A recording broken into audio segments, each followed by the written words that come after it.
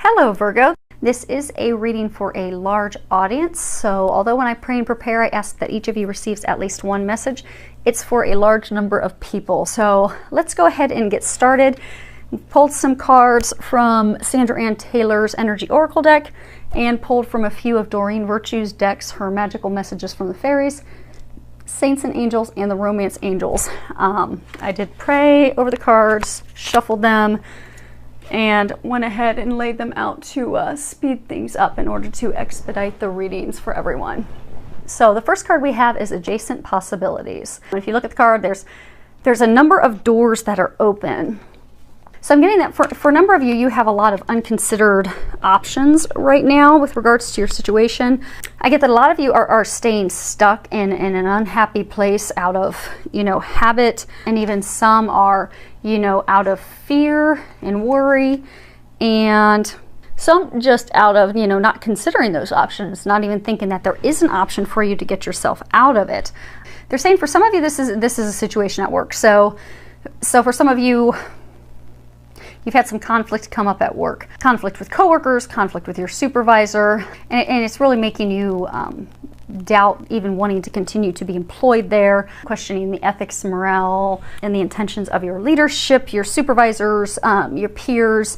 And what they're saying is to consider all options. Listen to that intuitive guidance that you're getting, because there are a number of options for you. Because I get, for those of you in this situation, you're thinking that the only option for you is to leave the company and go get a new job, where they're saying that there are some other options for you. There are ways that you could resolve this conflict. So pray, meditate, listen to that intuitive guidance, the nudges, the signs that you're receiving, because they are working to help you come up with those other ideas that you've not considered, to come up with the best outcome that's suited for you. And for some of you, I get that this is a conflict with your partner.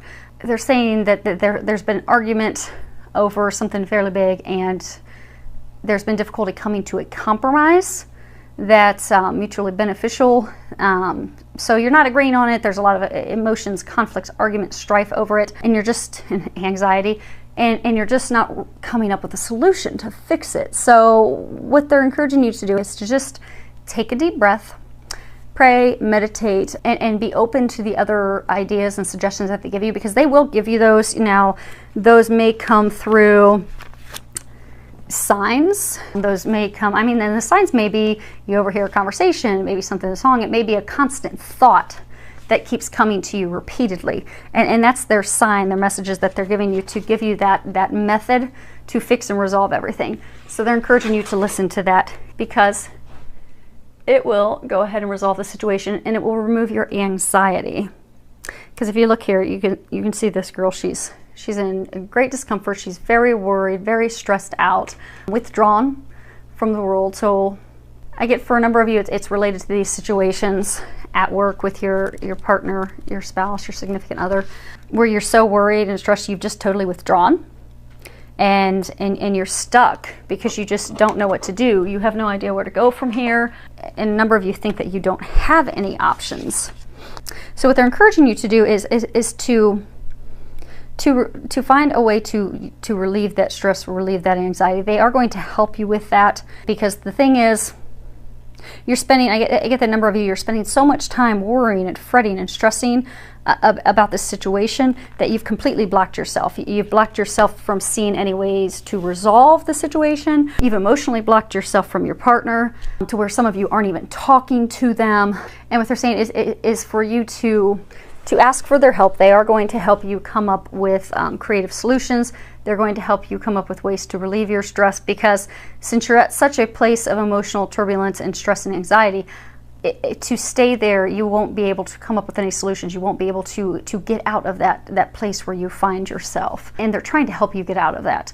So what they're asking is that you help by getting out of your own way, by letting go of that stress. And if you just can't figure it out, then pray and ask that God and the angels help you let that go, so you can have a more positive outlook, so that they can show you the ways and methods and other opportunities to turn this around and completely shift it in your favor.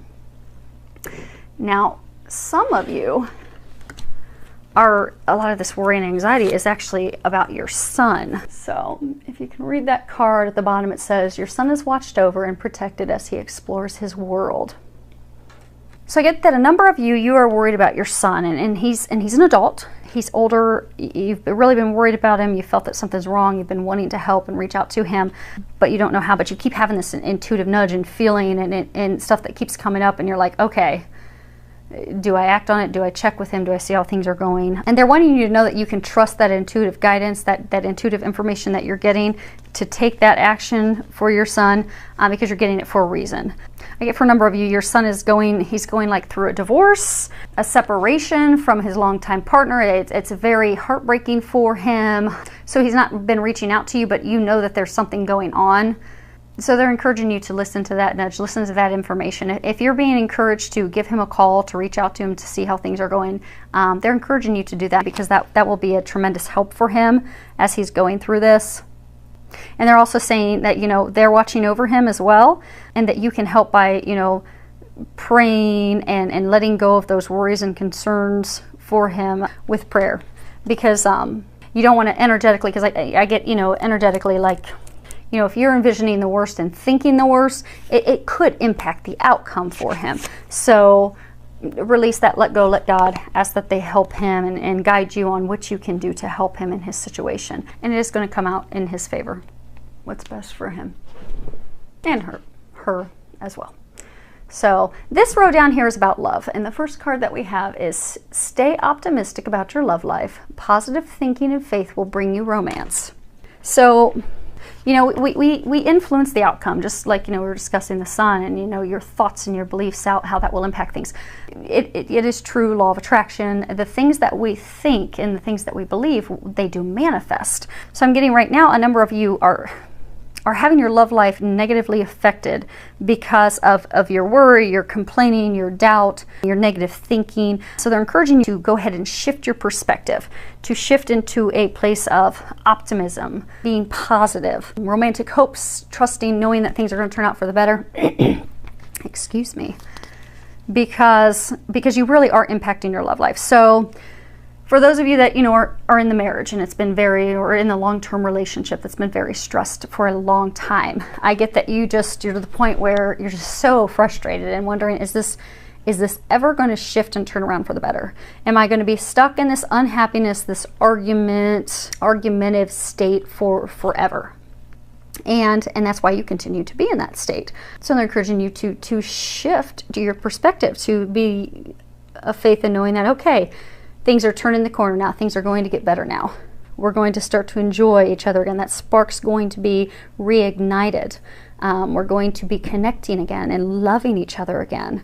Because by shifting that perspective and being positive and optimistic about it, you will notice a shift and a change. And you'll also notice yourself wanting to do things for your partner. Because like right now, I get a number of you at a state, you don't want to do anything for them. You don't want to have anything to do with them. You don't want to see them. You don't want to talk to them. You're just over it. So when you shift your perspective and you shift to a more optimistic, positive place, you'll be a little more open to buying them flowers, to taking them out on a date, to doing something kind for them. And it all begins with a shift in your perspective, shifting to something positive. Now, for some of you that are single, same thing. I get the number of you, your thoughts are, okay, I'm never going to meet the one, I'm going to be alone forever, and woe is me, and oh, I'm going to be a crazy cat lady with 60 cats, and oh, this is just horrible. Well, that's what you're energetically drawing into yourself. Same thing. Shift your thoughts. Shift your thoughts to knowing, oh, I am going to meet the perfect partner. I am going to meet my soulmate. I'm going to meet the love bug of my life. And that's what will happen.